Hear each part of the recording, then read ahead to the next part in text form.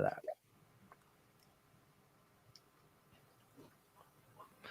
Okay, so David, here we go. I have a list. I'm writing this book, right, called What Your CMO is Trying to Do. And it's for founders and CEOs who did not come up on the marketing side and either admit that they really don't know much around marketing, or they admit that they know just enough to be super dangerous. And so the first part of the book's done. I looked today.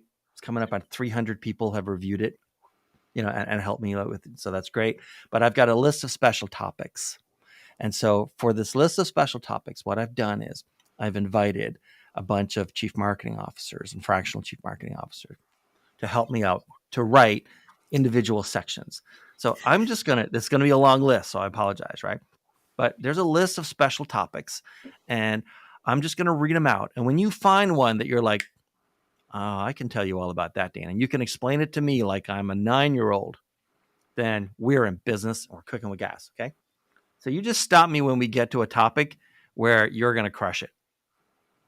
You're in marketing, so I know you're a super optimist and it's the way it is, right? It's like actually in the book earlier up, it says something about how marketers are naturally optimistic, just like salespeople are. If they weren't, their job would kill them. I have to agree. Yeah. That's as true as anything ever said. Because okay, so here are the topics. You're doing. They're not in any particular order, but the first two are sort of two sides of the same coin. So the people side of marketing, all customers are people first. The people side of marketing, the marketing team, they're individuals and like what they need and stuff. Marketing as the hub of the business, digital marketing, marketing strategy, campaigns, AI in marketing, measurements, KPIs, metrics and stuff, inbound or content marketing, event marketing, the CMO as the linchpin, and events marketing for prospecting.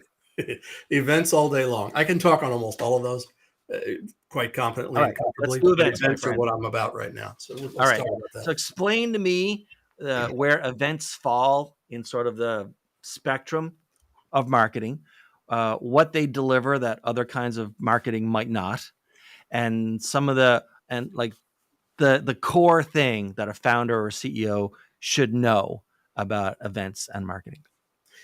The stage is yours. Let's start from the back. What you can expect from event marketing. Yeah. If your company is still sales driven, but has a marketing component to it, this is the golden goose, because this is the best time you're ever going to get all of your customers, all of your competition, and everybody else that you have to deal with in one room at the same time. Right. So any kind of event, whether it's a trade show or whether it's a conference, that's marketing on steroids right there.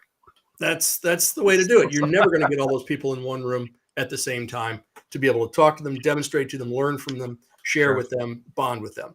It's indescribable how good this can be if it's carried out correctly. So let's start there.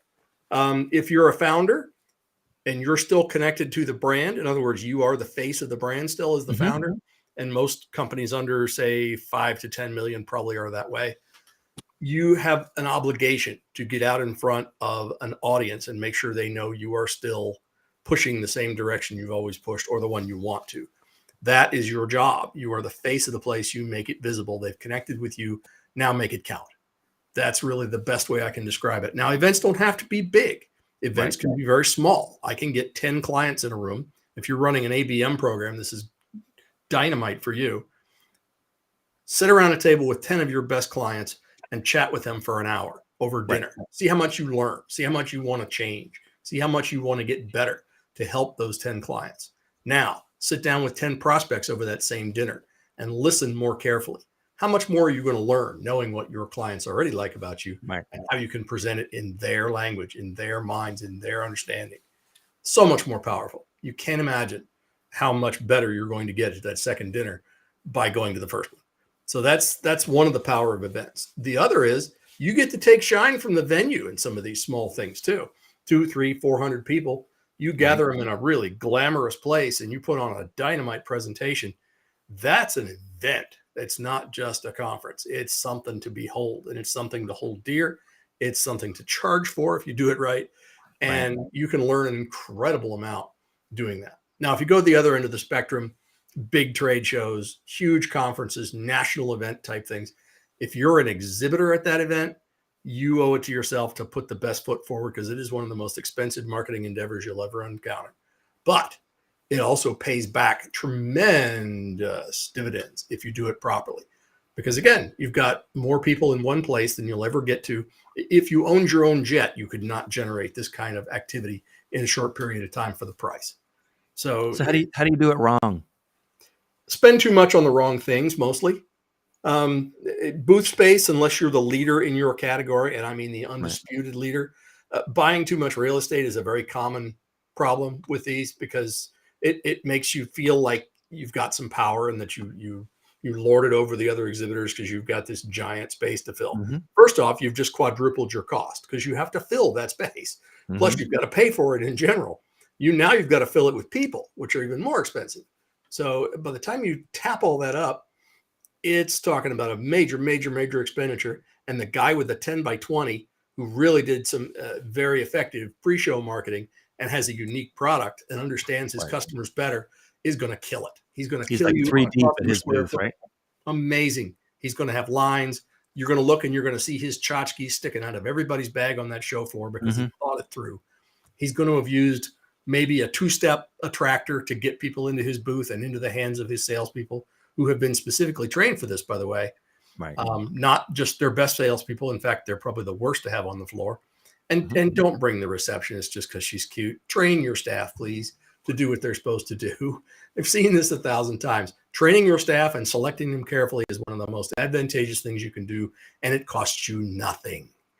It's free. You already paid Okay. it. Okay.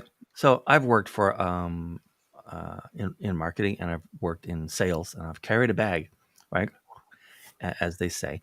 And I've worked booths, not a lot, but I've worked some booths. Not only have I never been trained, I'm sure no one in our company also in the booth was ever trained. How do you train people for a booth? I've literally never heard of that. There is a way you Wow. need to look at that show floor, to look at those aisles, to eyeball those people going down it, and to Mm-hmm. attract them to you in a way that is inviting, that is attractive, that is interesting and engaging without being pushy or naggy or anything else. Plus, if you're on the sales side, you have to look at what your goals are for the event. If you're there to actually close leads, Mm-hmm. then you're going to be looking at a very different sales proposition than you are gathering leads.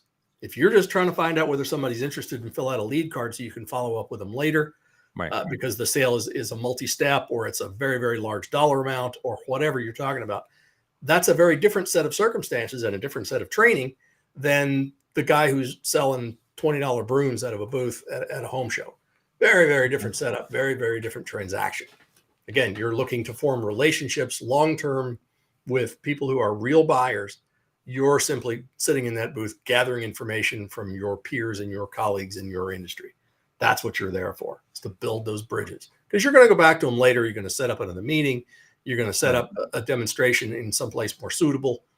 I produced one trade show where it was a very large national or international show geared towards the printing industry. And we would fly in literally with helicopters in some cases, these massive, massive print machines. I mean, huge, huge, huge presses. They took up half a city block, some of them.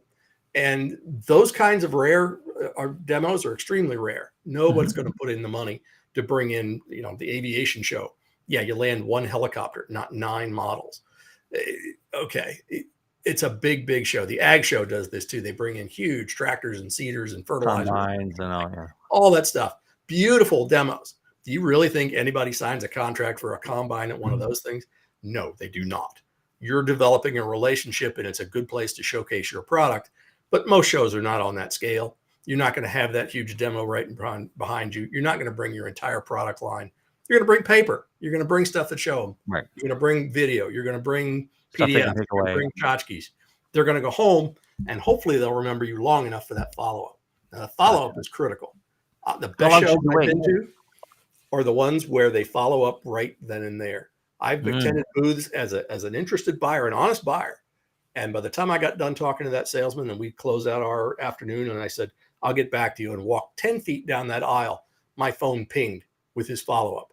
And his follow-up didn't contain, hey, nice to talk to you. It Right. contained, here's the product we talked about. Here's the information you requested from me.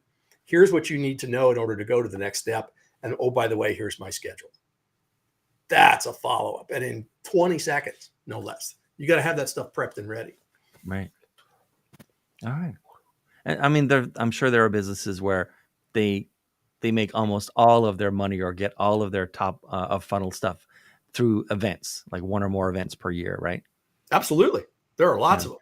I worked for a financial advisory that their main top of funnel filler was for a services firm. Dinner set. That's right. You can do it for them too. Dinner seminars. Sit people down over a steak for an hour and a half and explain how this all works. You'll close a third of them if you follow up carefully and it was the right audience to begin with. That's not bad. Those numbers work extremely well. Yeah. All right.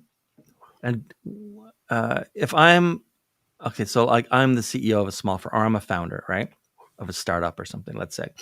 Like, what are the and I'm not in charge of marketing. I've hired a CMO or a fractional CMO, so they're supposed to take the ball, they're supposed to run with it.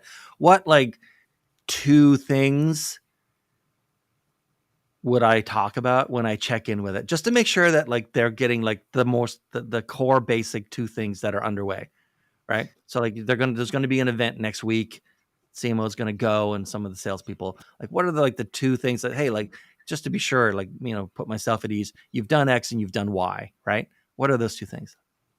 One, I've made sure the guest list is correct and proper and confirmed. If you're doing something that size, you want to make sure that everybody on that list is going to show up. You've followed up relentlessly without using the F word, of course. And you want to go back and make sure that those folks have confirmed it's on the calendar.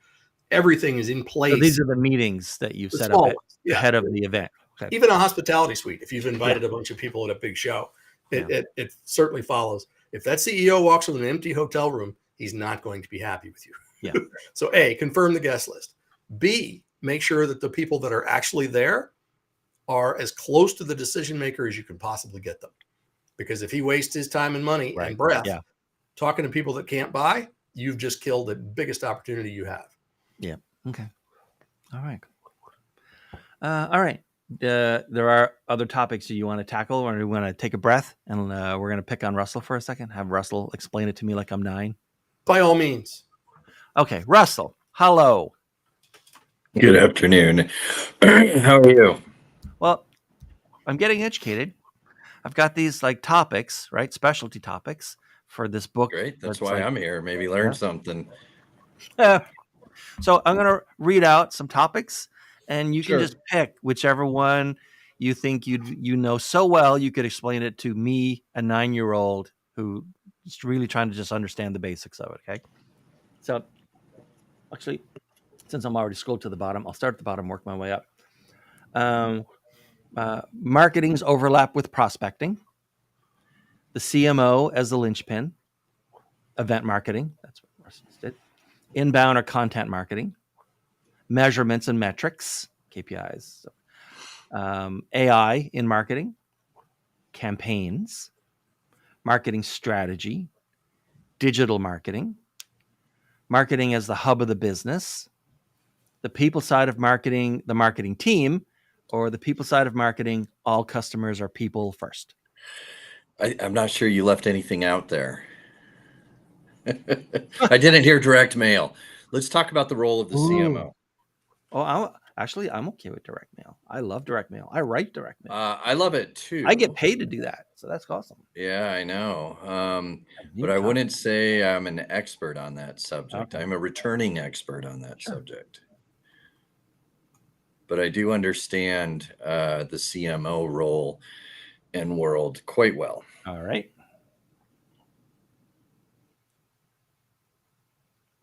All right. Thank you for giving me that time. I need to make that note. Excellent. All right. CMO is linchpin, right? Yeah. So in a business, and I've worked with thousands of CEOs, the CEO's role is to set the vision and make sure the company is going to reach that vision, right? Mm-hmm. Then you have 3 sub roles under that. You've got the CFO. They're in charge of finance and accounting, making sure the business has the money to do what it needs. Then you have COO, which is the operations officer, who's in charge of making sure the ship stays afloat. And then you have the CMO, Chief Marketing Officer, and they're the ones that are in charge of the 9-year-old explanation is using this limited batch of resources, time, money, Right. opportunity cost, bandwidth. How do I take this limited pot of resources and get this ship to the port, the horizon, the goal, the objective? And that's my only job. And It's I to do the think, most with the constraints that you have to get to the correct, it's the goal. most efficient and effective use of resources. And I'm sure And resources shift, right, constantly. yes, so it's much more like the world of fractional CMOs has blown up recently. Yeah. And I see and talk with a lot of people who are experts in their marketing strategies, Mm-hmm. who all of a sudden now are saying, oh, well, I can do the fractional CMO stuff, but they have no idea how to read a financial statement and, determine where is the business in terms of health. What is the lifetime value of a customer? What is my budget? My budget should not be just some flat rate Right. pulled out of the sky based on revenue, right? You need to know quite a bit more. Like the skill levels of a CMO is actually pretty well different from those of an expert marketer. And that's in simplest forms, you are the guiding principle of the use of resources to achieve the objective. Okay. So what happens when you're not good at it? What happens if I hire a CMO or fractional CMO? I'm the founder, I'm the CEO, right? And Well, so I hire the wrong one. Yeah, this is the bane of my existence. This is my what's that French word? The reason for being. I'm not even going to try to Raison pronounce it, d'être. but Yeah. yes, there you go. So there's an entrepreneurial organization called EO, which I've been a member of for 20 years.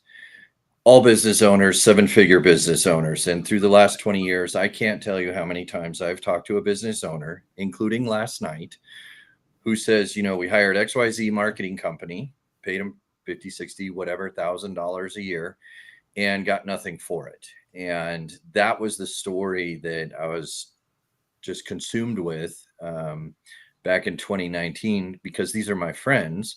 How can we fix this problem? And I think it comes down to the world of marketing has unlimited opportunities. And when you combine limited resources with unlimited opportunities, therein is where you run into problems. Right. How do you make those decisions as to which opportunities to run with? As David was mentioning, events are fantastic, but is that appropriate for my business? Mm-hmm.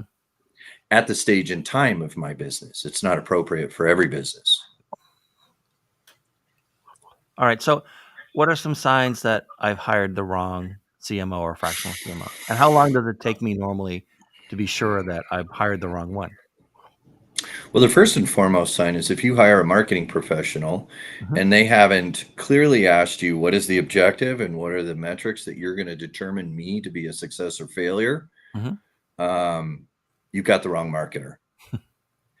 I have I do some unofficial coaching, and I've got a student who works in Europe, and they just pay him every month as clients do, and there's no metrics and no goal lines. And I was like, well, how do you know if you win the game or not?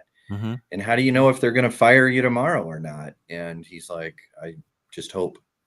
It's that spray and pray method of marketing. So that's pervasive in the marketing world. Right. You just you get an agency to do your whatever, do your inbound, do your outbound, and you just you pay every month and you just hope that it works. Yeah. So the simplest, at the end of the day, I think all a CEO cares about from marketing up until maybe 10, 20, 30 million in revenue is leads. I just need my sales team to be on the phone.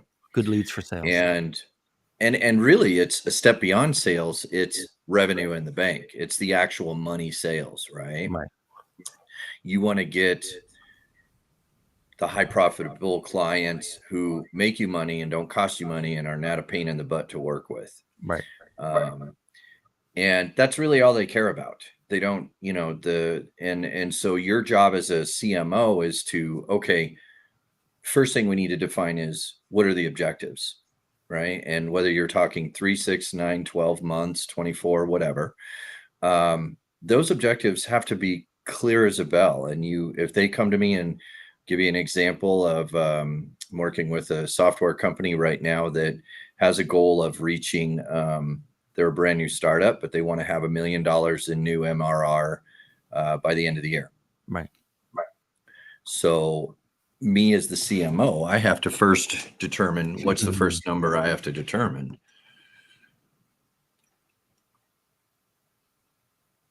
So I have a follow-up. It's a trick question.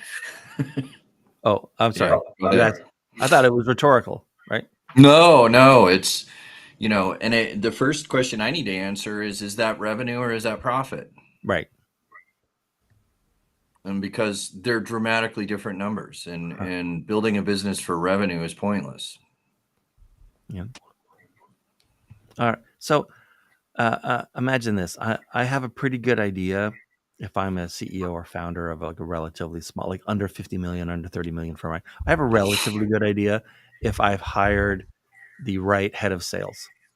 Mm-hmm. Right.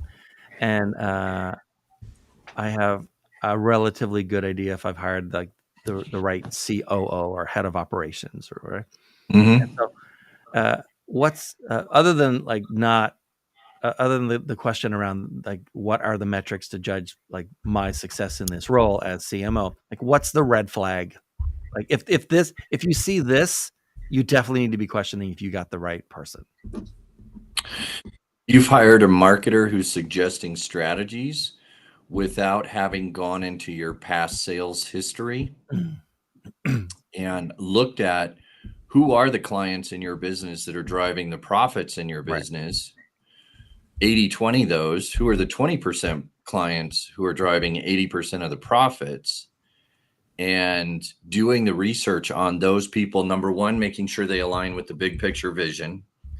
The CEO, captain of the ship, if they're sailing to the horizon over here, we need to make sure that the current client base is not heading over here. That's happened to me in the past, because we do not want to create a marketing plan that's going to take us off course. The marketing plan also needs to align with the exit strategy. If you're telling me you're building an enterprise company to sell to a PE investment company versus a legacy lifestyle business, those are completely different marketing plans. Right. So they basically just want to apply a model or a template on top of your if they're business. shoving, if they come in and without talking Yeah. to you or doing any research, and they're trying to shove your square business in their round hole, Right. you got the wrong guy. Okay. Yeah, that's fair enough. All right. Anything else to a 9-year-old?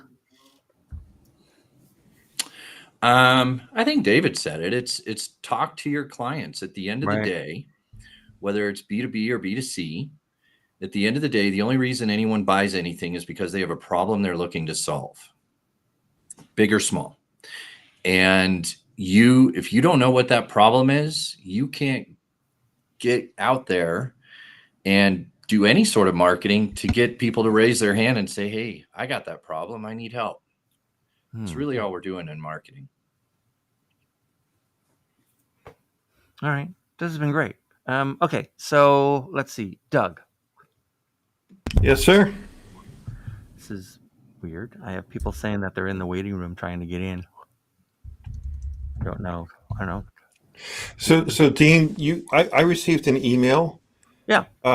From you a couple I've got minutes some ago. topics. Excuse me? So yeah, how we've been doing this is I've got some topics, and I'm going to list them out for you. And when we come across the topic that you want to make sure that you could explain to a 9-year-old, which is who I am in here, just let me know. We'll stop, and then I'm going to be the most rapt audience member you've ever had. I promise. Awesome. Ready? Okay. Dean, before you hit go, I just want to say I got an email from you recently. I clicked the link to come in, and I ended up in a waiting room. Uh-huh. So I went out of that, and I went into the calendar invite and clicked that link, and that's the link I used to get in. So I think there's two different links floating out there. Gotcha. Okay. All right. So I'll reply to these people then. So I'll be less wrapped. Sorry. No problem. All right. Yeah. So the topics are the people side of marketing. All customers are people first. Yep. The people side of marketing, the marketing team. Mm-hmm. Marketing as the hub of the business. Digital and direct marketing. Thanks very much, Russell. I added in the direct marketing part. Marketing strategy, campaigns, AI and marketing, measurements and metrics. Yep. Inbound or content marketing, event marketing. Dave talked about that. Mm-hmm. CMO as linchpin, it's also Russell, and marketing as prospecting. Yeah, and Dean, so the 9-year-old I'd like to talk to is the one who's interested in AI for marketing. Okay. So talk to me and explain to me what a CEO or founder, like the core thing they should absolutely understand about AI and marketing right now. Yeah, so the core thing about AI marketing right now is you can do more things better with it if it's done thoughtfully. And that really gets to both the good and the bad of AI. Now, it's not to say the bad means you shouldn't use it, but there's things that a CEO and a CMO should be aware of and work to mitigate. So let's start over on the good side. Let's start happy with this. There's three main functions that you can use AI marketing for. One would be creating content. So it'd be writing and drawing. The second would be research or finding an answer. The third is taking some type of action. So in the writing or drawing, you could do something like say, hey, generate a privacy policy. Or you can say adapt. And we've all written something and we say like, you know what, this is the wrong tone. It needs to be more emotional. It needs to be more conciliatory. It needs to be more collaborative. You can go into an AI and ask it to change the tone. There's condensing. There's some people whose problem isn't finding the right words. They have too many words. And so you can ask the AI like, hey, short this down to 50 words, shorten it down to 500 words. And finally, it would be critiquing. So you can write something, you can load it to the AI and say, critique this, tell me what's good about it, what's bad about it. So the first thing is using AI for writing or drawing. It could dramatically speed up the process. The second thing is finding an answer. I love using AI, Dean, for ideating, for brainstorming. It's like find 5 topics for my blog on this topic. Or, let's have a conversation about what we can do with this. Or research, asking what is questions. Now, you have to be careful about the model that you're using. So a lot of models have a training cutoff date. So for example, ChatGPT 4.0, the latest model from OpenAI, it doesn't know anything about the world after December 2023. Right. So you can't ask it about current events. But there's a lot of questions where you can ask it even things like, what is AI? How can I use AI? I can help you with. Another thing would be is extraction. Pulling data off the web that tells me about something, or taking an action, which would be the third area. So it would be summarization. You've been on video calls just like I have, where there's AI note takers on there. The note takers can actually make a transcript, summarize it, and assign action items, or synthesis. Things like, hey, score the sentiment score on these social posts. Or now, with the multimodal models, it means you can load up different types of inputs. You could even load in a screenshot of a graph and say, analyze this graph. What does this graph say about my sales? And it can help you. And the third thing would be like evaluation. I'm a marketer. I'm not a legal person. So you can upload a contract, for example, and you can say, tell me about the T's and C's. What's good? What's bad? What should I evaluate? But as we talk about legal, it starts, I think, to drift into talking about the bad or the downsides of AI. Right. And let me tell you a simple story about this that illustrates a couple different points. So when I did a webinar on using AI for sales and marketing a couple of weeks ago, I used one of the big AI tools to generate little pictures of robots to illustrate the different points. So for the good of AI, I said, please give me a happy robot with a halo and angel wings. And what it gave me was 4 robots. 3 were great. Well, they were all great, but 3 of the 4 had the angel wings coming out of the head instead of coming out of the body. And then I said, for the downside of AI, I want a angry robot with glowing red eyes. And it gave me 4 images again. 3 of the 4 were good angry robots, and the 4th one was a picture of Darth Vader. Nice. So in the first case, with the angel wings coming out of the head, the AI didn't understand what angel wings were and what they could do. And on the second case, it was clearly a case of IP infringement. So one of the issues or downsides with AI is the issue of hallucination.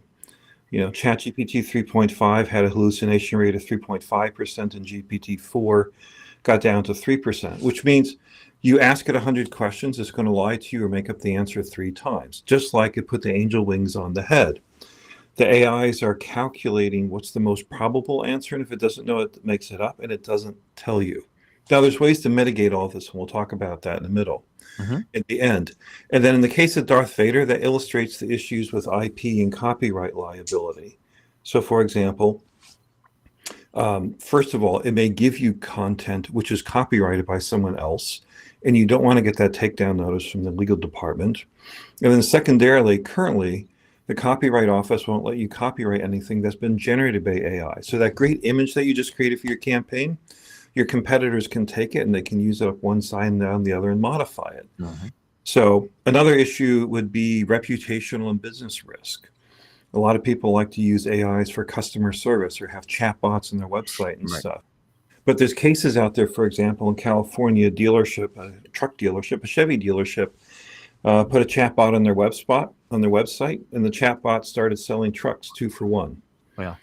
And so there's risks like that. And then there's just, I would say there's mediocrity. The AIs have been trained on everything on the web, all the best of the web and all the worst of the web off of Reddit and Twitter as well, or X.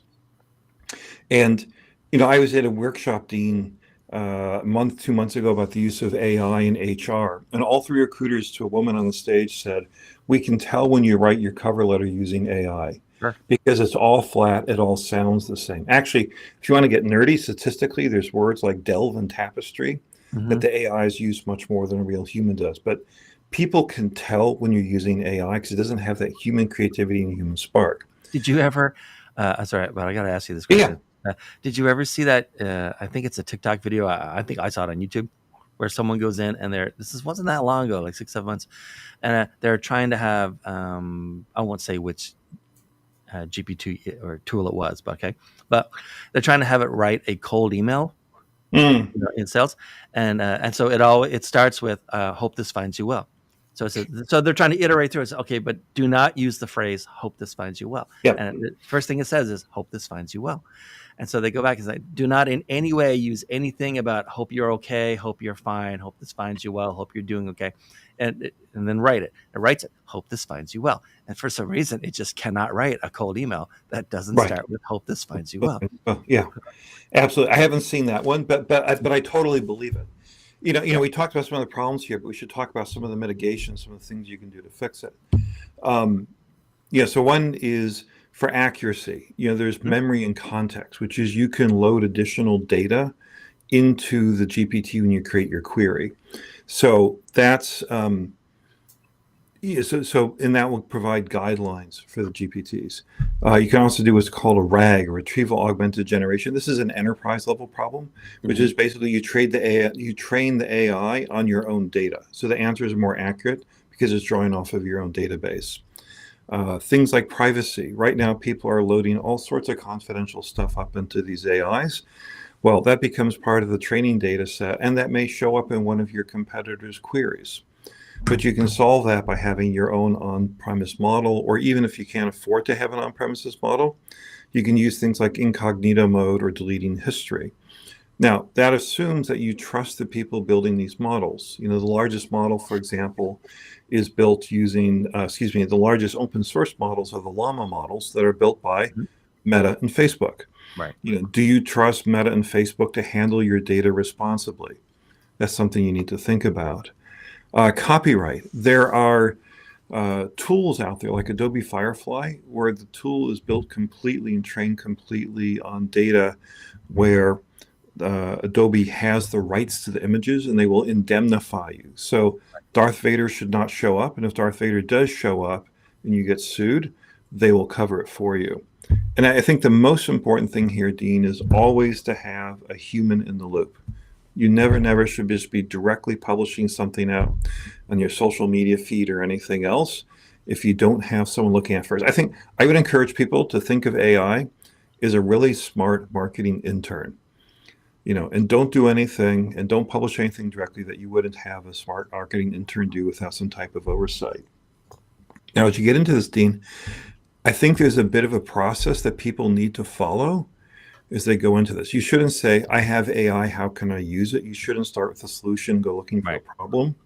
You should start with the problem and then go looking for the solution. And to me, there's a multi-step process for that. The first is just the problem definition. What's the problem you're trying to serve? Then you need to understand what your boundary conditions are. If you're in a business where terms like HIPAA or CCPA or GDPR mean something to you, then you have some type of legal or compliance type of thing that you have to deal with, and that will push you towards different solutions. The other thing is budget. There's free tools out there, but you get what you pay for. But the good news, Dean, is a lot of these tools are surprisingly affordable. You can get a ChatGPT or a Claude subscription relatively reasonably. Yeah, but those do very, very specific things. And then start looking. Yeah, I'm sorry. Do your last point, and then I have a question. Yeah. Well, the last point is you may already have the tools that you need.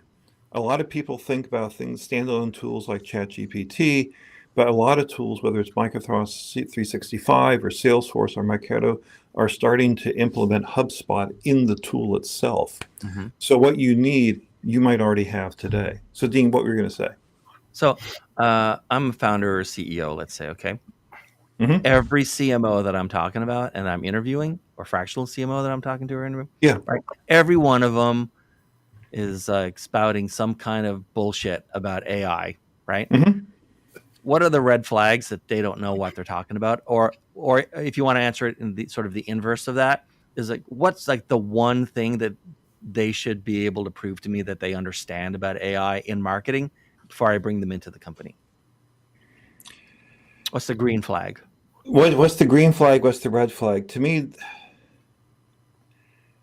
I don't want to hire the wrong person, and I don't want to be baffled by someone's like dazzling AI bullshit, right? When they don't really understand what the implications. To me, it's an interesting question because you can probe them on things like you ask them questions like how do you control for hallucinations? How do you control for privacy? How do you deal with security? There's probing questions you can ask like that to see whether or not they understand the downsides.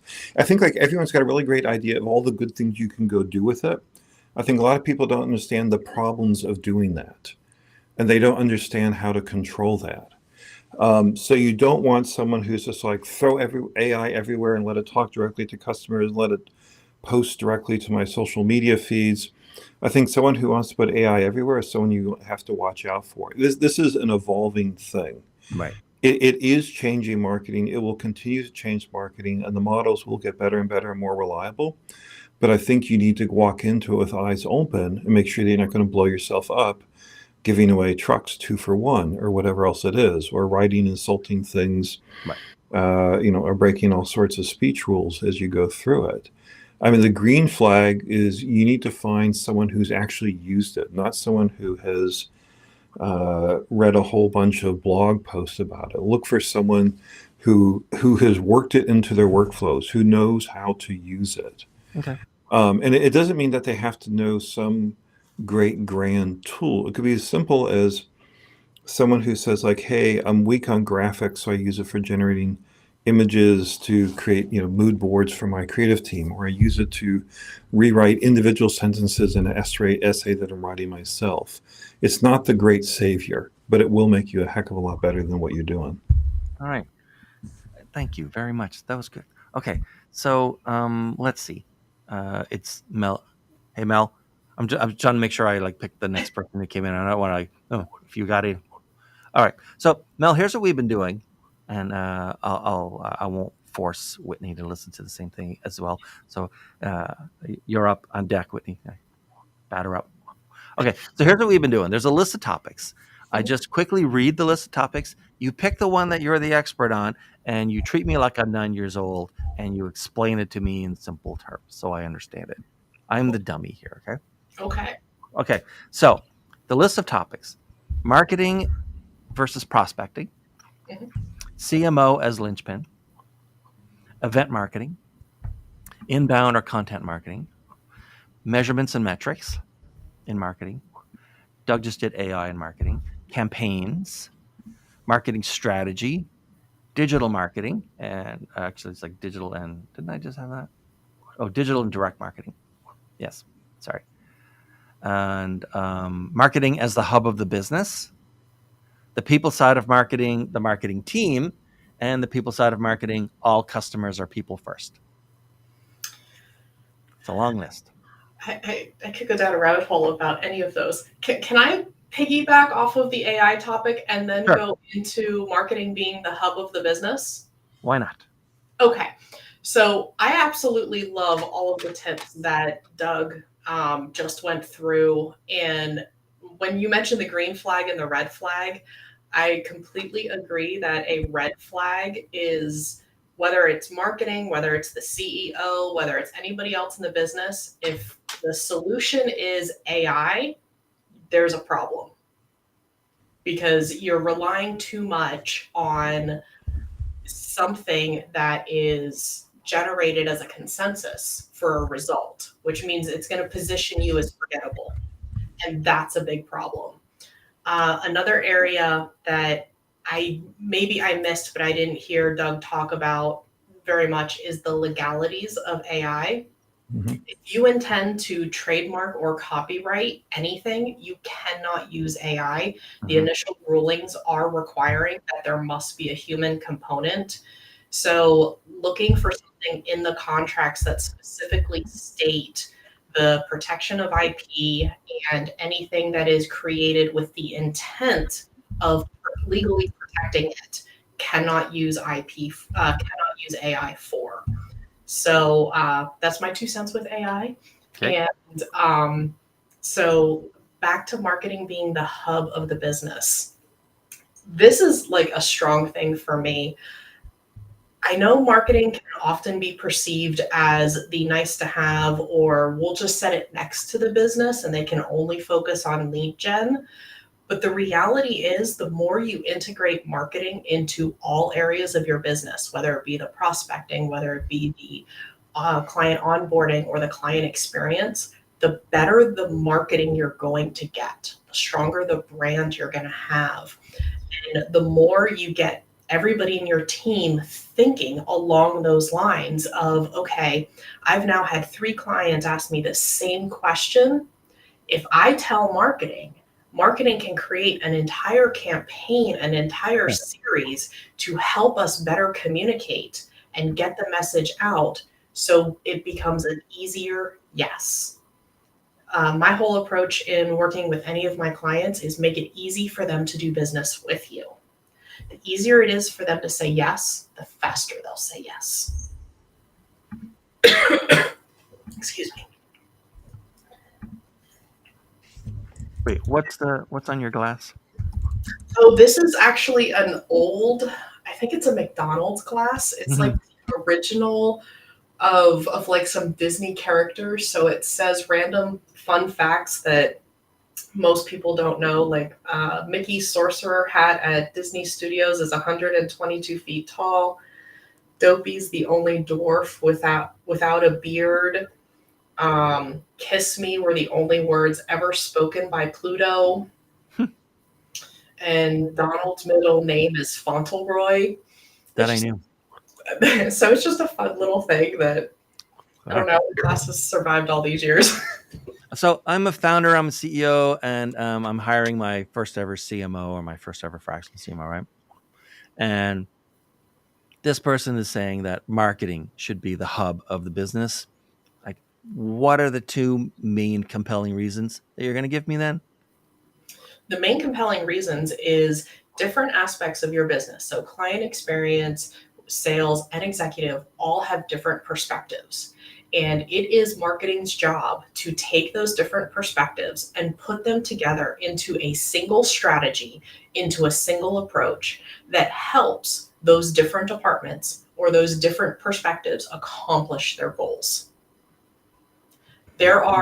So for example, if a company is dealing with investors, there's usually some type of goal that they have to accomplish or some version of accountability that may or may not be directly related to marketing.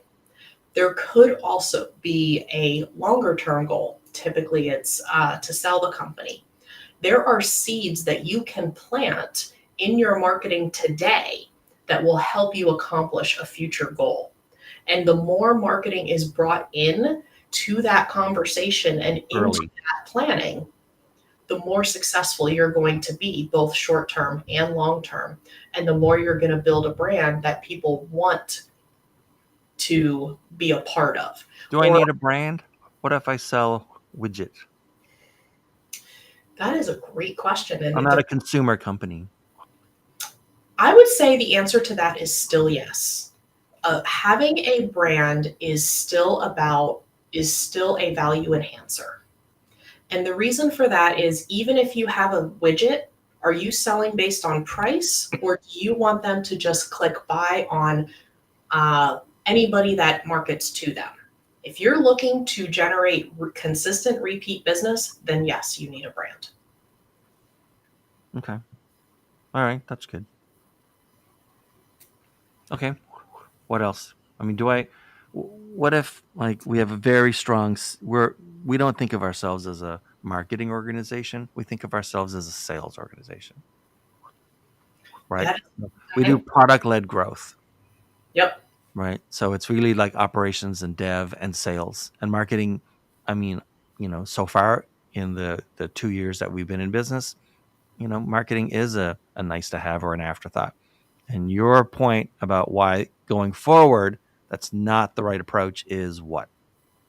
The point to that is, it makes it easier for a client to say no to you.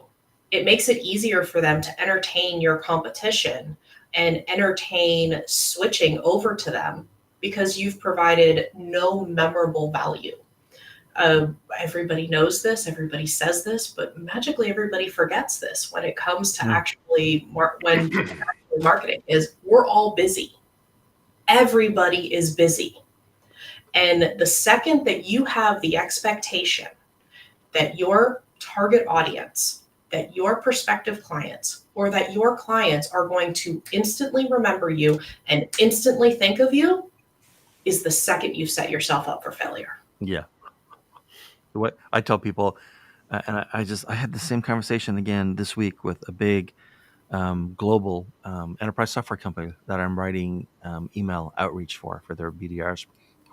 And I'm not talking to any of the BDRs, right? I'm talking to like the marketing heads, and I say like the biggest sort of the trap we all fall into, like the curse of this, is that you're trying to get me to write something that you yourself would never open and read. Yes. You think that the stuff that's in your inbox that someone sent to you, you don't owe those people even 1 second of your time. It's instant delete. It's whatever, right?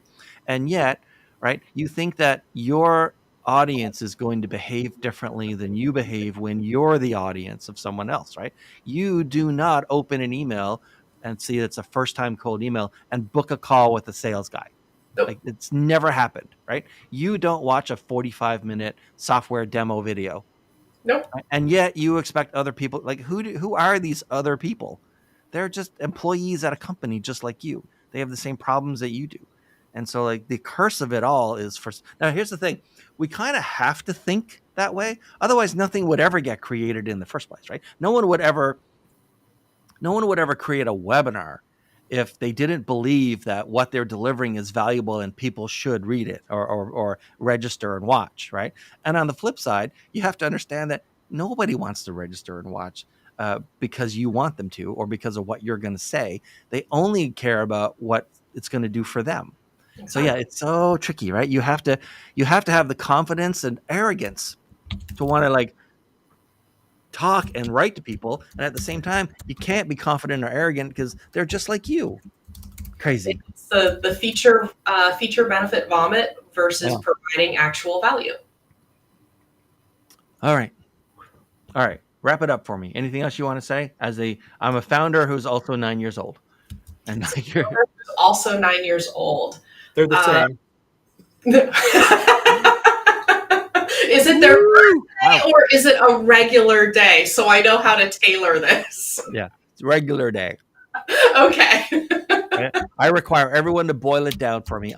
I founded a very complicated company, and yet I require everyone to talk to me like I'm 9. There you go.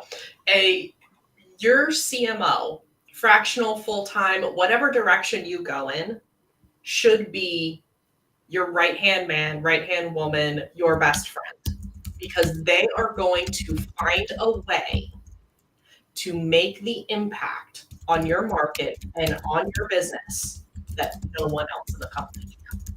All right. If you hire the right one. If you hire the right one. Yes. All right. Okay. Whitney, who also is a big believer. You might be on mute, Whitney. Got it. Thanks. Also a big believer in marketing as the hub of the business, but I'm not going to pen you in. I'm going to read you the list again. But I know. It's cool. You don't have to read me the list. I take notes. Right. The only thing I would add to what Melanie has already shared with you about marketing as the hub, and in answer to your 9-year-old question there that you posed at the end, is to think about marketing like what you say about yourself. Mm-hmm. And your brand is what is said about you when you're not in the room. So when you were asking, do I still need a brand if I don't do this or I don't do that? Yeah. Right. Yeah. Think of it that way. Which topic do you want to tackle? I think what Melanie set us up for really well was marketing for prospecting. Because it's my opinion that marketing makes the promises sales and operations have to deliver on. Right. So if you're doing it well, marketing and sales together, I work with a lot of small businesses, 5 million or so and under, and they need to hear it as sales enablement. I think we are well past the days where sales was siloed in one spot and marketing was siloed in the other spot, and they were each pulling at their own yokes, and the CEO assumed they were pulling in the right direction. Mm-hmm. And I think we've all seen that go not so great way too many times. So understanding that marketing is for prospecting, it is part of early sales enablement, I think is super helpful. Okay. Actually, we have never talked about sales enablement. It's not even in the topic list, except for marketing and prospecting. But I used to work in fact, I did a lot of work in sales enablement. Well, generally what you find is sales enablement about 40% of the time it's owned by sales, and about 40% of the time it's owned by marketing, and maybe 20% of the time it's owned by L&D, or the learning and development, because they think of it as a training thing. Right. So just let me frame this up for a second in case someone's not familiar with sales enablement, because it's a relatively new concept. It really only came around 15, 18 years ago on the West Coast, and it's sort of moved its way across the US and then further on around the world. Sales enablement organizations tend to have 3 levels of maturity. So the first level, and the most important thing, is it's all about making sure that new salespeople are onboarded properly so that they're as productive as possible as early as possible. Usually the next stage of maturity is making sure that all of sales, even the people who never, are all brought up to at the same level of product knowledge, right? Especially in organizations or tech organizations where there's always iterations, right? If you're making the exact same product with no changes in the last 7 years, this is less important. But if you're in any kind of tech or fast moving industry, you're always adding features and whatever. And then the third stage, which is when I would usually be brought in, is when, okay, so we've got, they know what we do, they know what we have, we know what we sell. And now what should they be saying to the to new prospects or to the people that they're in that little room with, in a little conference room with 8 chairs, right? And so I would be brought in to figure out what a person is going to say to a person in that room, and actually create and write it for them, and then teach them how to say it and stuff. And I thought sales enablement was fascinating. It was one of the most fascinating fields I've ever worked in. I don't even know what my title was anymore. I was one of only 2, I think, people who worked in sales enablement for a global software company for a while. A lot of fun. Sales enablement is an interesting field. We didn't go into. I think when marketing is done properly, it is now in today's modern, faster decision environment where prospects are doing more and more of the research on their own before you're ever even aware that they're interested in your solution. right? Marketing is sales enablement. It Yeah, is I mean, part of that third tier you were describing. yeah, most when I was on the sales side, I wasn't even in sales anymore, or I was in sales, right? Every year, more and more of the salespeople an actual salesperson is brought in further and deeper into the customer's buyer journey, right? Right. They do more and more of their own research and on the web and the company's like marketing materials and stuff before they ever contact a salesperson or let a salesperson get a conversation initiated. So Yep. marketing encroaches, or I don't want to say marketing encroaches. Customers are forcing marketing to do more of the lift on drawing someone into the company's world Yeah. before an actual human salesperson is ever engaged. Let's put it that way. I would agree with that. Yeah, I'm not saying it's good. I'm just saying it's reality. Right. We can't change it. So how do we embrace that and move along with it? Right. And marketing as a prospecting tool is I think the right way to think about it. It's everything that you're saying about yourself, everything that you're doing for brand building. What is your prospect saying about you when you're not there? How do they feel about you when you're not right in front of them? And how are you taking them from strangers, as you so eloquently and I think correctly put it, Dean, to Mhm. people who know you and trust you enough to have a conversation with you? You know, our inboxes are just so noisy, and our social media is just so noisy that we are getting more and more protective of our good email, not the Mhm. junk email, not the Yahoo address that we check like quarterly, but the good email address that as a business to consumer or business to business marketer we really want. So we have to take our responsibility as marketers to that prospect seriously and not try to be everything to everybody, but be a really specific solution to a really specific set of prospects with a very specific problem. There's hardly anyone at work now who, when they go to their inbox, it's not just delete, delete, delete, delete, delete. Oh, yeah. That might be interesting. I won't kill that just yet. Delete, delete, delete. We don't check our inboxes. We don't check email anymore. We delete email. Yeah. No. Okay. So I'm a 9-year-old founder, let's say, right? And I'm trying to hire my first ever CMO of any stripe, or certainly my first ever fractional CMO. Okay. And I say, all right, so how are you guys going to make things better and easier for sales so that we can start booking revenue? What's the answer to that? What red flag or green flag answer should I be keeping an eye on from the candidate who's trying to get this job? You should be listening for all the classic stuff, an awareness of your target audience and the key problem they solve. I like to think of it as the bullseye. What's the problem you solve and who do you solve that for? And when you can identify that in your ideal client profile, your target audience, you know, and know what you want to be known for, then you can go out with the right bait to get the right fish. Right. You know, and when we go fishing, we don't have to like the bait, the fish do. And I think marketing too often is built for us. It's built for the CEO's ego, or My dad used to say that all the time. there He you said, go. you don't ask a fish how to fish, you ask a fisherman. Same thing. Your dad was a Yeah. smart guy. Was he a marketer as well? He wasn't a marketer, but he always thought he was a smart guy. Yeah, still does. There's stories there. So many stories. All right. Okay. So, hold on. I'm going to turn. David was typing kind of loud, so I muted him for a second. Loud typing. There's nothing wrong with typing. I just okay. So at this point, everyone's gone over one topic, and I want to see if anyone wants a second swing. And I'm perfectly okay with just short comments on this. Someone wants to make a particular point instead of doing the whole thing for me. But we didn't do really much of anything about inbound or content marketing. Somehow that escaped. No one talked about measurements or like planning and executing campaigns. We didn't do anything about digital or direct marketing. I mean, technically, I mean digital, not in the sense of content marketing, but Google Ads, Facebook, outbound, that kind of stuff.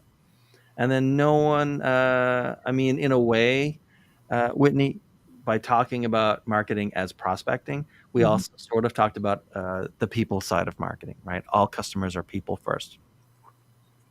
That really is the first thing everyone seems to forget, is that your audience is pretty much in the aggregate.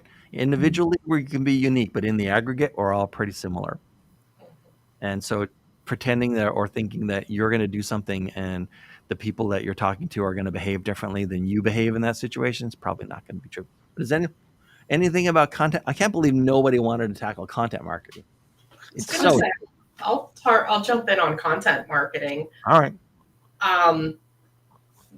What is really valuable and has potential to be valuable with content marketing when done correctly is it allows the business to, going back to marketing being the hub, Mhm. be the language of how your customers and your prospects think and know about your business, not how you describe your business. Say that again. So when you talk to a founder or a CEO, they will describe their business, their industry in their buzz terms, with the assumption that everybody on the planet knows exactly what they're talking about. When in reality, nobody uses those terms. And that's why they're coming to you. And that's where content marketing has the potential, when done correctly, to be a powerhouse, to bridge that gap between what the company knows and is an expert in versus what the prospect does not know, but yet knows they need a solution for. And has already gone searching, right, to find it, to learn. Yes. And so it becomes that bridge that can help them take steps closer. And if you are able to provide that information to them in a way that they can receive it, whether it be video shorts, long webinars, whether it be blog posts, whether it, whatever the distribution method is, if you're able to do that, you become the go-to resource when they learn something new, but they don't know what it means. Right. All right. That's pretty good. I've never heard it framed that way. Thank you. Well done. I saw David doing some massive head shakes in either direction, so I'd like to hear his take on this. Yeah, let's go. First off, I'm 9 you're years exactly old. What do I right. need to know about content marketing? You're exactly right. If you're the person they've come to realize is Right. the bridging expert, you understand the jargon side, but you can explain it in a way that for some reason the company cannot, then you're going to be the go-to when they need help. There's no question about that. You're setting the stage for you to be the expert that can explain whatever that company is selling to them, and they're going to come to you first. Always good stuff. Now, the question is, why can't the company articulate their own value prop in a way that's accessible to normal humans? And the answer is often because they don't know their customers very well. They're preaching to themselves. They think they're part of their own target audience, and they're not. So unless you're selling tech to techies, you're not getting that. I throw another potential answer in is ego. That's underlying everything. I get that as a given. That's why we're marketers. But if you think that spewing a whole bunch of jargon about your product and its supposed benefits is going to make anybody buy anything, I have news. But here's the thing. If you can explain it to someone like Dean, who's a 9-year-old, then you're really going to have something in front of you, because that's what people use to buy. That level of intellect is all they need to rationalize the emotional trigger you've already set up to make the purchase, if you're doing it right. So there's no question that if you're able to use content to translate the tricky stuff into the real stuff, that's going to draw like flies to honey. It's unbelievable if you do it right. Yeah. I've got a slide that I sometimes show during my presentations, and it says the fastest way to murder persuasion is to think they'd buy if only they knew everything. Right? Nobody's gonna stick around for everything, man. Figure out what they're interested in. Hey, Adrian, can you hear us?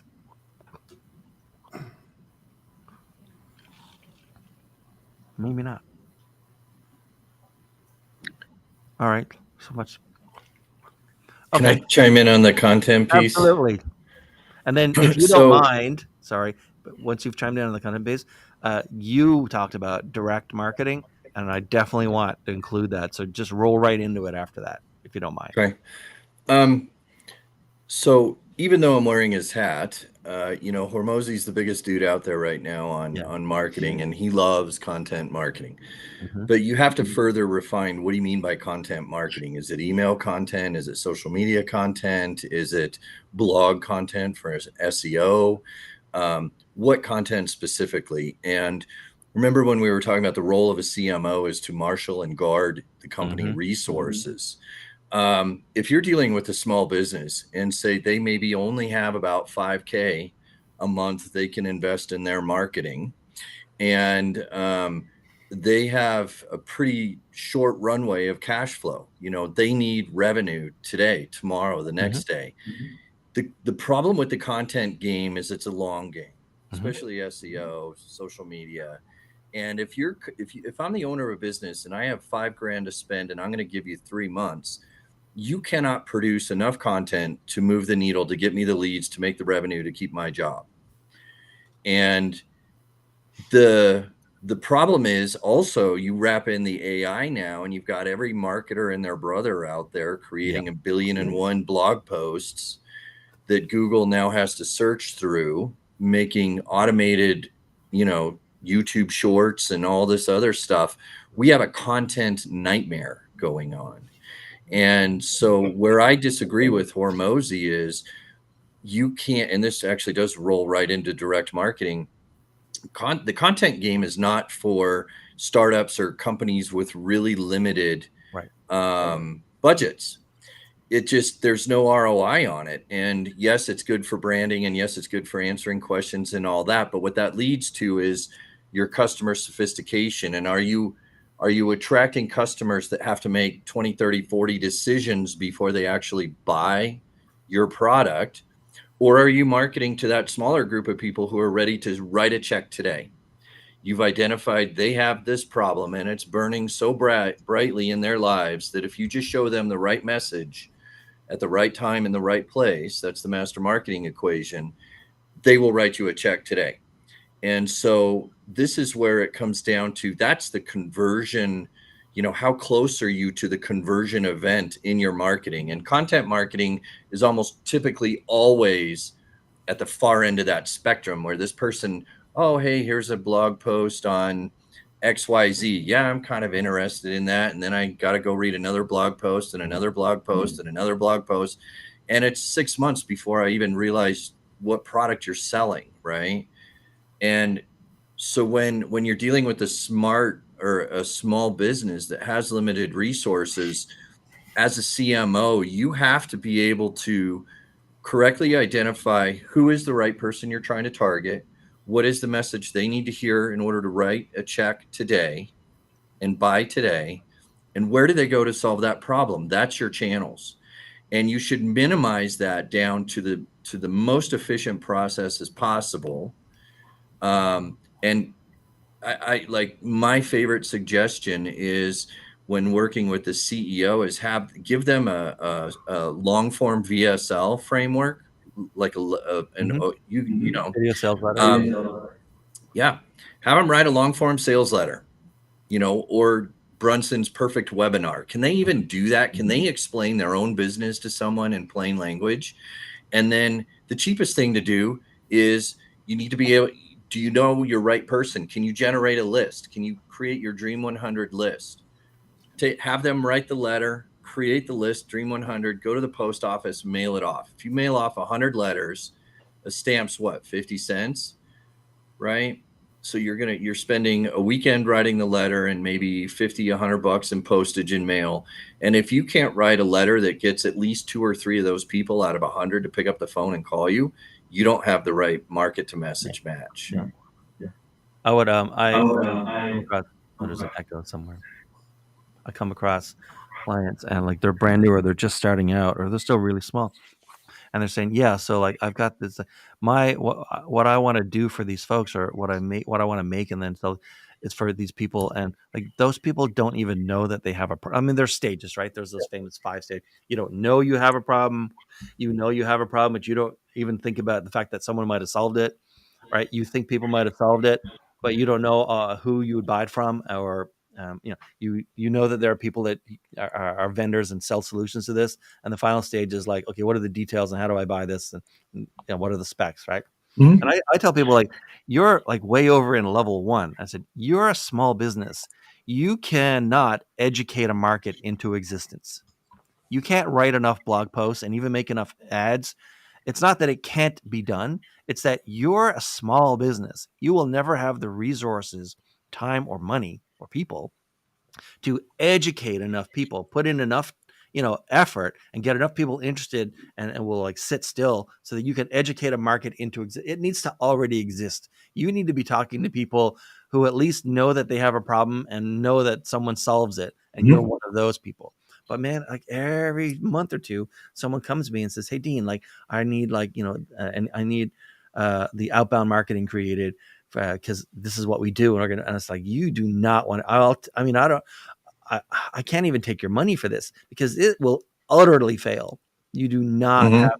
You don't have enough money to be well enough. To you can't even tell me. You can't go to LinkedIn and do a search for who would buy it. Right? You can't even like narrow it down that much. So like, If don't you do can't, that. yeah, if you can't make a list, you got Yeah. nothing. Yeah. And the best place, this also ties into your sales focused marketing. Yeah. The sales team of an organization is a critical component to the success of marketing. You should be recording every single sales call, have it transcribed. This Mhm. is where you throw it into AI. It's made for Right. this. Have that phone call transcribed and analyzed by a large language model and say, hey, what are the top 3 problems this person talked about? And what are the top 3 desires? So there you have both sides of the same coin, the problems and the desires. Now, if your salesperson is doing a good job of discovery, those will become really clear. And over the Mhm. course of 10, 15, 20, 30 phone calls, you now have, and you can 80-20, what are the 3 problems that the majority of our best customers have? You can actually tie it actually into buyers. All right, who actually bought and what did they say their problems were? And can we get a mass on that? And then now that is my marketing messaging, right? Here's the problems, here's the desires. And now you got AI that can pick it all out for you. And now you got AI that can write specifically to those problems, to those desires. And now you can start the testing process where your marketing brings in those exact people. I don't normally like to do this, but I am going to give myself a little pat on the back here, and only because of a hard choice, right? And just accepting reality. I'm like 3 years. I recently like finished my 3rd year of being on my own with my own company. Okay, and I deliberately did not do content creation as marketing, even though Mhm. like I'm a copywriter. Like I write maybe 1,000,000 words a year. Like I'm writing all the time for all kinds of people. I didn't do content writing because it was year 1 and year 2 and year 3, especially year 1 and year 2, which were COVID years, right? Hardcore COVID years when I started, like pre-vaccine. And so like, it's not that I don't believe in the value of it, is that it is a long play. Now, granted, I knew that I would reach a point around year 3 where I said, man, I really wish I'd been blogging and doing all that stuff for the last 2+ years, right? Because then like it would have had enough momentum, but I didn't have the bandwidth for that. So I went into sales and prospecting mode. Right? I did direct, marketing as opposed to content marketing. Mhm. I knew I would regret not having that body of content, like generating search engine. And on the other hand, I knew that there's no point in regretting it. I don't have the runway for that yet. And so now we've talked about, and you've talked about who shouldn't be doing content like marketing as their strategy because it's not right for them or not right for them yet, right? Who should be or shouldn't be doing direct marketing? See how I gracefully segued over to the other topic you mentioned at the top when you got here. I'm that good as a host. Yeah, well, in my opinion, again, it comes down to the best and highest use of resources. Mhm. And for any business that doesn't have Wait, I'm a sorry. We should really stop. let everyone know what direct marketing is for this part of our conversation, as opposed to content marketing or advertising. Or I would define direct marketing is any sort of marketing activity that you are trying to promote some sort of activity, whether it's a click, a buy, an engagement, whatever, that is measurable and you can actually calculate right. an ROI on it. And under that I'm gonna definition, digital marketing is a subset of direct marketing. Sure, it can be an email. I mean, it can be an email. It can be Google a ad, Google ad, a Facebook ad. It can be a postcard. Yeah. I mean, I'm old enough. I remember, I wrote those before the last darn year. fax A machine. broadband provider in Arizona and California, like they still do like postcards and mailers. Yeah, heck yeah. And Postcard mania is someone like great. me almost never gets to work on physical anymore, right? And Yeah, so I was so and happy to it's be doing like expensive. traditional marketing. It was great. Well, and back in the day, before the internet, if you're going to, this is why I love all the old schools, Caples and Schwartz and all those guys, because if you're gonna invest $100,000 in a direct mail campaign, you better bet your butt that you've done your research, you know who your customer is, you know what their problems are, you've tested your copy, and you don't drop $100,000 on a direct mail piece that isn't trackable, and you just don't gamble like that. And in today's world, Facebook has made it, you can, the most novice of marketing knuckleheads can go in and run an ad in 15 minutes with no experience and no research. And that's where we've come into problems. I once showed someone how specific Facebook ads could be, where I wrote an ad where and pushed an ad on Facebook where only my wife would see it out of all humans on earth. I said, that's how you can go down to one person. I said, that's how we found our house in the neighborhood we wanted to live in.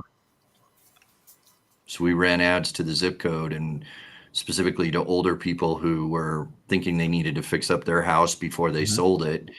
And I put a cute picture of our family looking really sad. Please sell us your house, all that stuff. So it's pretty cool. Direct marketing. I mean, you talked about a founder who like doesn't even have money or really the timeline. It's not that it's the money, but you don't have the timeline for kicking off content marketing and waiting for it to kick in. So you said like, write a sales letter. And I mean, you were being somewhat facetious, but write a letter and mail it by snail mail. You weren't being facetious. You actually meant right. Oh man. No, that's a perfect 100%. test. It's a really cheap. It's a solid test. But I mean, 100%. But go have him get what's his name? Is it Eugene Eduardo who wrote the 16-word sales letter? Eduardo Albuquerque. Eduardo, yeah. Evaldo. Use the book and write a darn sales letter. Yeah. Okay, so but the point bucks. was whether it's facetious or not, and I believe it because I would do it. I've done everything you could think of, but that's something that someone with like virtually no resources could do. Which means you think direct marketing comes way, way, way earlier in the timeline for a lot or most companies than content marketing necessarily should. Because that's also where you test your messaging. So. Right. Back in the day, we hired at the time, he still works today. I'm not going to name him, but we hired a Facebook guru, right? Because scaling on Facebook was the holy grail. And this was when my sister and I started a software or a supplement business. And, we went to him and we're like, yeah, go scale. And we had a webinar funnel built out. He spent $50,000 driving traffic to the website before he came back to us 2 months later and said, your funnel sucks. And I was like, you couldn't stop at 1,000 or 2,000 or 3,000 or 10 or 20 or 30. You had to spend 50 grand, right? Because he got paid on ad spend. Yeah. And that's a big problem where you need to know, and this goes into the KPIs and metrics. If you're testing your messaging, what are the KPIs that tells you if your ad is a winner or a loser?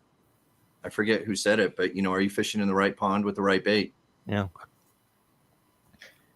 Can I go you back? can do rapid testing. Can I go back to your question, Dean, where you said who should and should not be doing content marketing? At the very beginning, yeah. Yeah. So I think that's a great question. And to add to everything that Russell's saying is I love the test your messaging with direct marketing. And to go back to answering your question, the more complex your sale is, the more you need a content marketing strategy. Because you're gonna the more complex your sale is, the more touch points and interaction you're gonna have with a prospective client to get them to yes. And if you can always prove and always answer their question, you're building trust along the way. And as much as we like to think that sales and getting to yes is a science or a data-driven approach to getting there, it's about the emotional reassurance to getting them to feel like, okay, you've answered every question I've had, and you've been able to provide backup proof to validate everything you've said. I can trust you. I know you will provide and deliver as promised.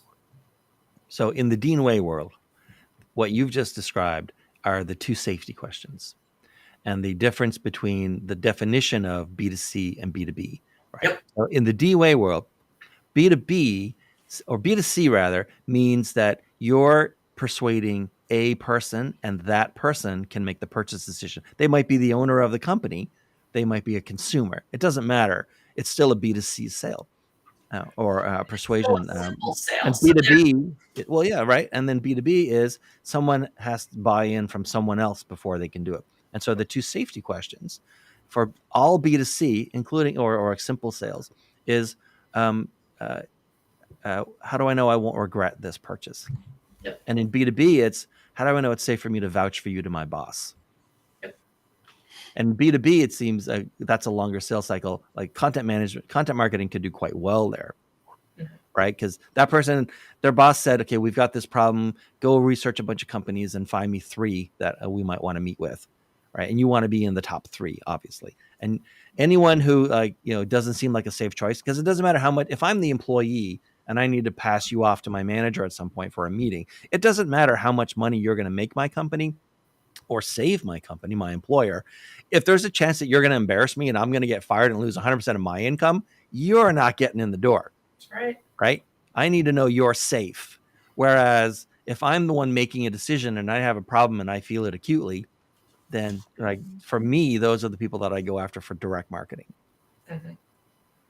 If we're going to generalize, right? How do I know I won't regret this? That's the safety question. That's the hurdle I need to clear.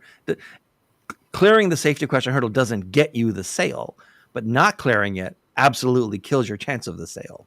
Exactly. Yeah. Who should still be doing physical mail, direct mail? Everybody. What? We just talked about noise in your Really? inbox and noise on your social media feeds. And Facebook decides they want to change the algorithm for this, and X decides they want to do that. And even what you're spending on digital ads doesn't necessarily get to the people that you want it to get to. The only thing you can control is your list and addresses. Your email list, build that. Physical addresses, build that. Right. Especially with hyper-focused, personalized messaging. Yeah. That long format sales letter or short format sales letter or the postcard with an actual dang handwritten address on it, that's the first thing I'm opening. Yeah. Guess where there isn't any noise? The Love it. mailbox. I mean, it's freaking empty. There's nothing in it on a daily basis. Your competition's been cut by 9/10 in the last 5 years because of Isn't there a email. danger you're going to be thought of as old-fashioned? Who cares? Do you buy from old-fashioned things? Do you buy flour? Do you buy sugar? Do you buy, you got to have these things. If you're a purveyor of something somebody got to have, they're going to buy from you. It doesn't matter whether you're old-fashioned, new-fashioned, whatever. If you're somewhere that your competition is not, you have more chances of getting that sale. Yeah. Blue ocean theory. Absolutely. Yeah. I was about to say it wasn't this week. It was last week for another email client, right? I'm writing like a sequence for them. And we're going through it, and they're talking about we're going to do push ads, put a landing page. And I said, this is all fantastic, and over time we've done all that stuff. But I said, email is very different than a lot of those channels in that it is essentially until you get to physical, right? But they don't do any physical. Email is essentially the only marketing channel where the target, if you do it right, deludes themselves into thinking that it is a personal experience between you and them. That they might be the only person reading that. They don't ever think I might be the only person reading this email, but they just they can get into a flow with it that they're never going to do on an ad or a landing page. And if it's not written that way, it's not going to succeed. Yeah. They want to write it like all the stuff that they delete. This is the other argument. Every week, same argument. If I didn't love email so much, I would stop writing them because everyone wants the same generic stuff that's instantly just, vaporized. I've got email sequences now where like 5 email sequences, 2 or 3 of those have open rates higher than 100%. It's rare, but I've got them. You'd be damn sure I made those screenshots, right? I'll keep that for.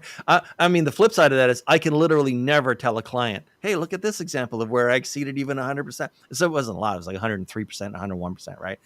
But I mean, ultimately, part of that is inflation from like email servers opening the emails to see if there's anything to click or whatever, and part of it is people forwarding on the emails.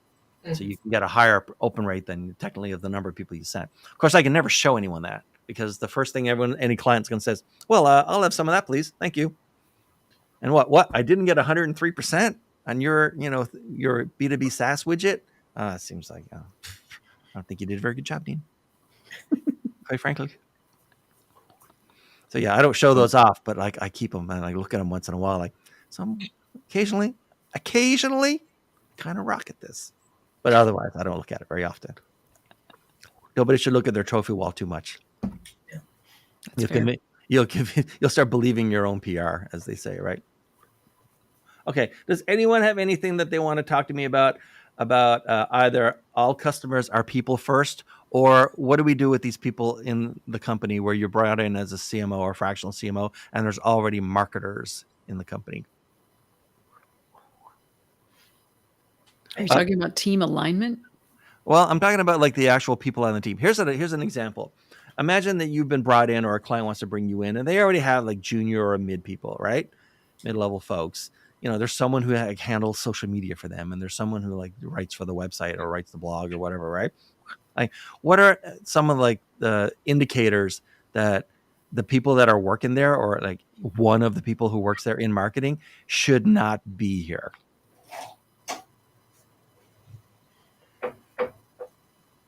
No metrics. Nobody wants to talk about axing anybody. No, we're giving it thoughtful consideration, Dean. Right. Wait a minute. Like what's a red? You got X number of people in who are marketers in that company. What's like a red flag that like this person should not be here? Other than the obvious red flag is like their dad is the manager of something at that company. Yeah. No metrics and pace. Yeah. How long does it take them to do stuff? Oh, okay. Yeah. Like we have a young lady who's learning how to grow an organic YouTube channel. And part of that is thumbnails. Mm-hmm. And it took her 4 days to create 10 thumbnails. Right. That's not good pace. No. That's very thoughtful. Yeah. Yeah. Especially a lot into that. Yeah.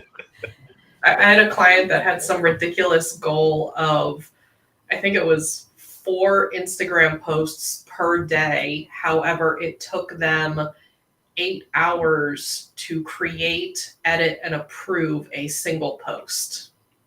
I'm like, really? Let's go back to the first question of why our goal is 4 Instagram posts a day. Right. And see if that's even the right thing we should be focusing on. And then we're going to address the operational issues of why it takes 8 hours to create something that has the lifespan of 2 seconds. I was on. If you do the math on that, you'd have to be 3 years ahead of the curve in order to break even. Yeah. It takes 32 hours to make 24 hours worth of content. That's not a good formula. I was on a call once where someone, I don't know how this person got hired, but they were like, "Hey, Dean, can you be on this call? We're working through some issues on our marketing side." And I said, one of the reasons that my clients have to pay me up front is that I found that once I get paid up front, I mean, I work in like small projects and sprints. So no one's into me for like tens of thousands at a time, like, just a couple thousand. But the number of times I'm invited to a meeting plummeted. Like once I'd already had the money. And so there was no chance that I was just going to like not charge them for it, And but we're on this call, and they were I don't know how this person never got hired. They must have been somebody's kid. And so we need you to like take a screenshot and then like and send it to somebody. I said, all right, I'll figure out. I'm on it. I'm gonna figure out how to make a screenshot, and I'm gonna like send it. And I was like, and I asked like, hey, just so I'm clear, like what's involved in learning how to make a screenshot? How long is that going to take? He said, I will definitely have that. I think it's only going to take me like a day or two. And I was like, oh my word. Wow. Not to make the screenshot, a day or two to learn how to make the screenshot. Were there crayons in the sippy cup in this person's office? This person was in his 40s. Oh, And I said, okay, I'm never going to forget this story. I will tell this story many times. So yeah, sometimes you get, that's a red flag on someone, right? And like what should be like table stakes for a marketer takes a very, very long time to accomplish. And basically all of your stories are pretty close to that too. On the more serious side, though, you can sort of gauge whether people have what I call, and I think we'll all recognize, as the marketing mindset. Mm-hmm. It's a way to look at things. It's a lens through which you see almost everything, because that's your job, to think about ways in order to present your company in the best possible light to the right people at the right time in the right way. That's how you think of everything, because that's your job to do it. If you don't think about things that way, you may not be cut out for this, and maybe there's something in operations for you to play with. Yeah. Some number of strangers need to be told that we exist and what we sell and why we're the shortcut to their positive future. And if you don't think in those terms, then maybe sales is right for you instead, or some other part of the company. I very commonly encounter people in marketing departments who are there because they're good at graphics, for example. Mm-hmm. But being good at graphic design, while an important aspect of marketing, does not necessarily make you a good marketer. How does that design lead to a marketing message? Yes, it can be on brand, but what is it saying, or what is it driving towards? And so often it's an education for that person to know, yes, it needs to aesthetically be pleasing and be on brand, and it has a job to do besides just being aesthetically beautiful. Right. yes. What is that job? So to get back to your question, Dean, how do you know that maybe you may not have somebody on the team that should be on the team? What kind of questions are they asking you? If you fail to give them a CTA, are they bumping you for one and saying, hey, do we have a CTA for this one? Or is it just a awareness piece? Mm-hmm. Are they asking to see your results after it goes out, or the results of the A/B test? Right. Right. If not, I mean, they're just making pretty pictures, which is what everybody thinks marketing does anyway. Yeah. And not to pick on graphic designers, graphic design is an important element of marketing, but it's just one aspect of it. So I'm listening for the question. In the hierarchy list. Yep. It's what? In the hierarchy? In the hierarchy. All right. List, offer, copy, design. Yep. Yeah. I mean, all right. Anything else about content marketing? And I mean, as a disclosure, I'm not. 95% of copywriters are content writers these days, and I am not that kind of copywriter. God bless them, right? A lot of businesses need a lot of words written, so I'm glad they're there. Mm-hmm. But I don't dabble in that field very often. Only for existing clients who need like a signature piece, right, or something very specific, or it's part of a much bigger project than what I ever like write. Blog posts typically, and even then, not much of them. But so it's really not a field that I specialize in or do much in. Any other last minute comments about content writing, content marketing? I don't know about content marketing per se, but going back to the kind of flags and funny stories and stuff we were just talking about, to build off of what Whitney was saying, and also Russell, pace is very important. If you've got marketers that are only guaranteeing results within, within a ridiculous amount of time, that should also be a red flag. I see too many companies who outsource certain aspects of marketing and then get mad that they're not getting results because they're not intended to get results.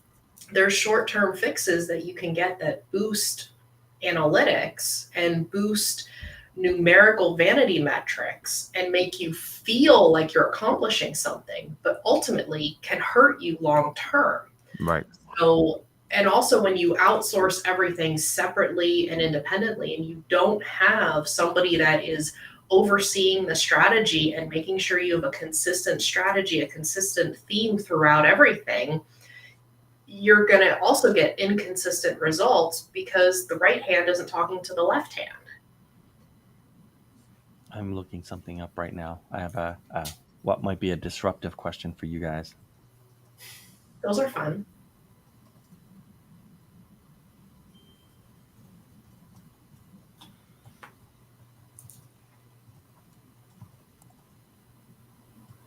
See if I can find it. One of the topics that I had suggested to Dean to include in the book is what good CMOs should not do. And Melanie, I think you just touched on one of those things when you started talking about vanity metrics or activity that looks exciting but really doesn't do anything to drive the business forward. So that's called Goodhart's Law. I had to look it up. Okay. So here's what Goodhart's Law says. Goodhart's Law says that if you have a goal and a metric, the danger is you become enamored with the metric to the expense of the goal. Sort of the classic in your own personal life would be you want to become healthier, so you decide to lose weight, and you can actually measure and focus on and obsess on weight to the point where you become unhealthy. Mm-hmm. And so you've gone past the goal because you focused on the metric. So that has to happen in marketing at some point, right? Because there's a lot of metrics in marketing. We become in love with metrics and forget that a human being has to make a decision to buy something at some point. When I work with my clients or I'm speaking, I give the analogy of marketing needs to be bilingual. You need to talk in a way that the algorithms and the tech can understand you, which ultimately is zeros and ones. Mm-hmm. Technology does not understand, well, I kind of meant this, so can you just fix that? Technology doesn't do that. It's straight up zeros and ones. But people on the other side, they understand language and tone and vibe and they can read your energy. So marketing's job is to be bilingual and communicate with both in a way that produces results. Now, yes, vanity metrics matter for feeding the algorithm or feeding the algorithm God, as I explain it, because if you don't feed the algorithm God a certain way, you're not going to be able to accomplish certain goals. But that is not your driver. That is not what you lead with. You need to understand the difference between feeding the algorithm God and implementing a strategy that generates results. Okay. Can anyone think of a metric? We talk about vanity metrics, but what's an example of a vanity metric for the non-marketers who might watch this? Likes, shares, and comments. Yeah. Clicks. Yeah. No history in the company of social media has ever been able to directly attach revenue to a like, share, or comment, including Starbucks, who is within 6 degrees of every person on the planet independent of technology. Mm-hmm. If they can't do it, chances of you doing it are ridiculously unlikely. Not that it can't be done. I'm sure there's going to be some unicorn somewhere that figures it out, but it's not likely.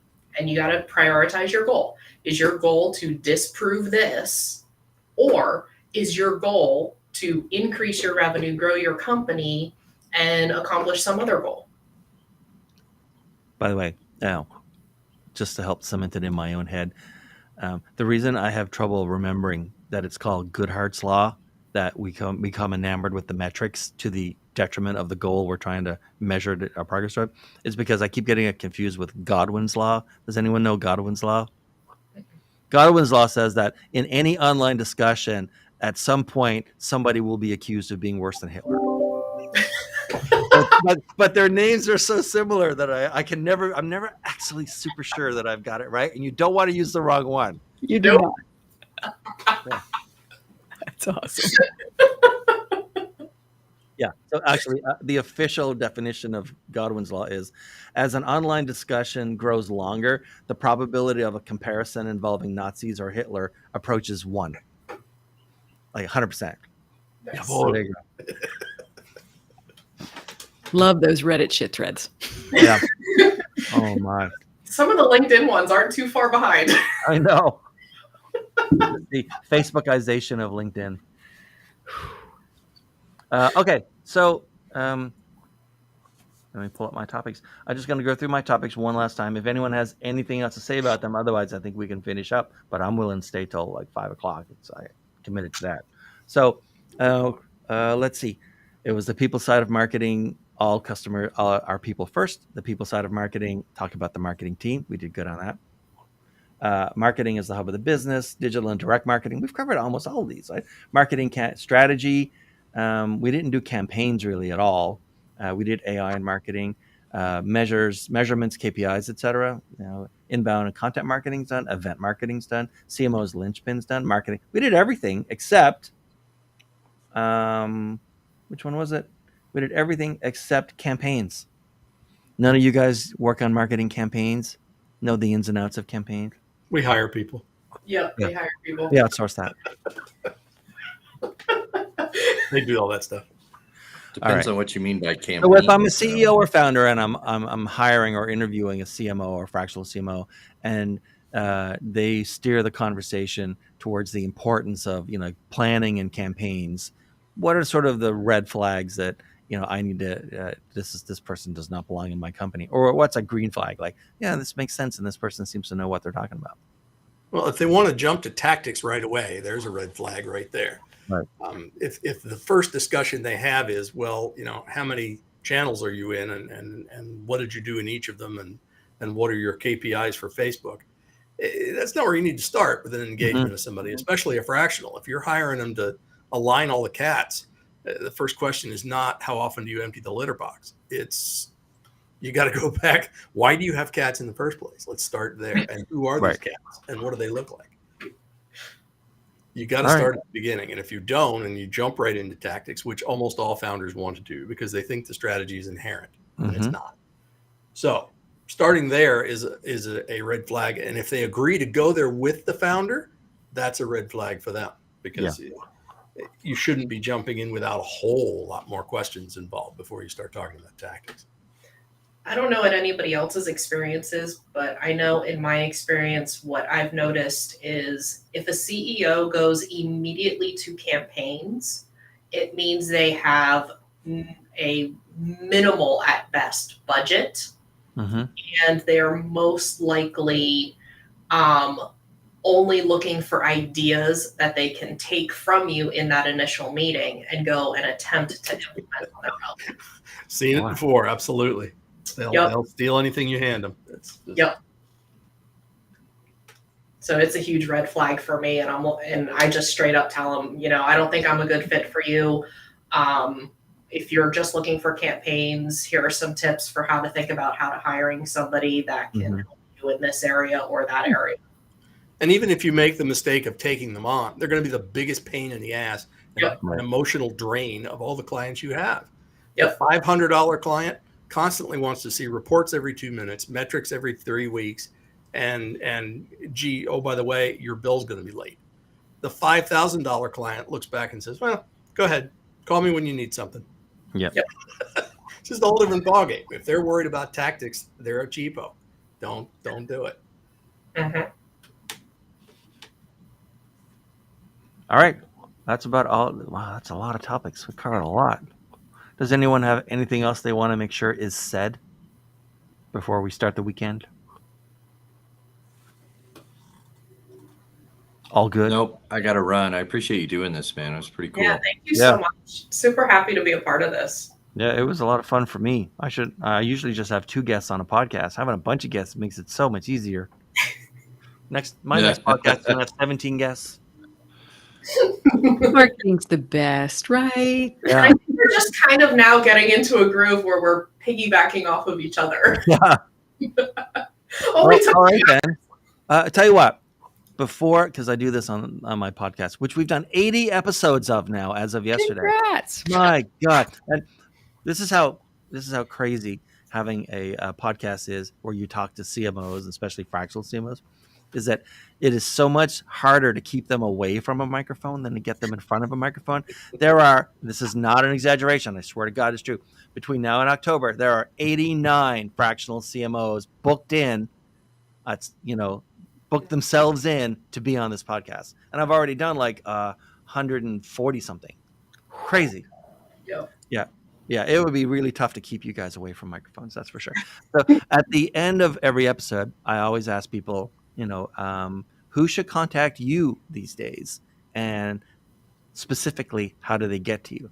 So why don't we start with you, David, and let people know who should be contacting you these days and how they should get to you. And then I'll just go down the list according to how Restream is linked.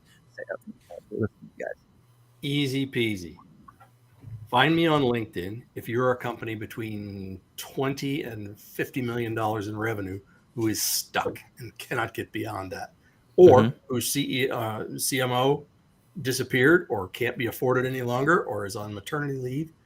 If you need something done within a year and on target, on goal, on metric for the right price, give me a buzz. For the first 10 people that do that and find me on LinkedIn and DM me, I'll send you one of these. If you're interested in event marketing, this is kind of like the mini Bible for how to get started and how to get the most bang for your buck. I got to say, that is a very specific potential criteria where like your CMO has disappeared. Right? I mean, that is like. They do. Wow. Their tenure is 18 months. And I'll tell you what, anyone on Monday who happened to see that, it's like, you know what? I don't remember anyone else, but I remember the guy who said the CMO was kidnapped. I should go like, yeah, that's. I didn't say kidnapped. I said disappeared. That is like chef kiss differentiation, my friend. Like, you're in a tiny category of one in that one. I would hate for something unfortunate to happen to your chief marketing officer. We carry fire prevention just for that. And Russell, before you drop off, who should contact you these days and how should they do it? God. Same thing. We work primarily with $5 to $15 million, mostly B2B companies. We actually have a fully integrated agency. So we do fractional CFO, COO, and CMO. But really all marketers, like, again, I want to just quit that story of, we spent 50 grand with XYZ marketing company and got nothing for it. I'm putting everything I do on YouTube, and go like and subscribe. Marketing Plan Formula. All right. Mel, who should contact you and how? Sure. I also work with B2B, typically between the 1 and 25 million range. When your marketing stops working, you don't need more dollars, you need change. When you get tangled and stuck, it is time to call me. When you feel like you've tried everything and nothing works, when you've worked with everyone and nothing works, I'm the one that you call and I'll figure it out and actually generate results and unleash your full potential. Yeah, results are nice to have. Yeah, they are. And Whitney, how about you? Who should contact you? How should they contact you? Appreciate the question, Dean. I love working with small business owners, lifestyle businesses. They're not looking to scale. They might be up to 5 million, and they're tired of taking summer vacations with their laptops. So I am working with them initially in marketing and sales, and then as a growth officer throughout the organization. And the best way to contact me is either on LinkedIn or at provokebetter.com. All right. And I'm not going to say how to contact me or who should contact me, because I'm pretty much only ever contacted by fractional CMOs and agencies. And as far as I know, none of their CMOs have actually been kidnapped or disappeared in any way. But if it ever happens, I know a guy who kind of like can step in. So there you go. It's kind of his thing now. All right. That's it. Thanks for watching. It's going to be awesome. There's going to be a ton of clips that I generate on Opus for this, so like you'll see it over time, and so like thanks everyone. Anyone who wants the recording, let me know. You can have the full recording as well. As you know, if you've ever been on, I do not gatekeep the episode. I give everybody the full thing as soon as I can. All right, thanks everyone for watching. Awesome. This was Thanks, Dean. not to say anything against any of the guests, but this was way more fun than I thought it would be. So that's nice.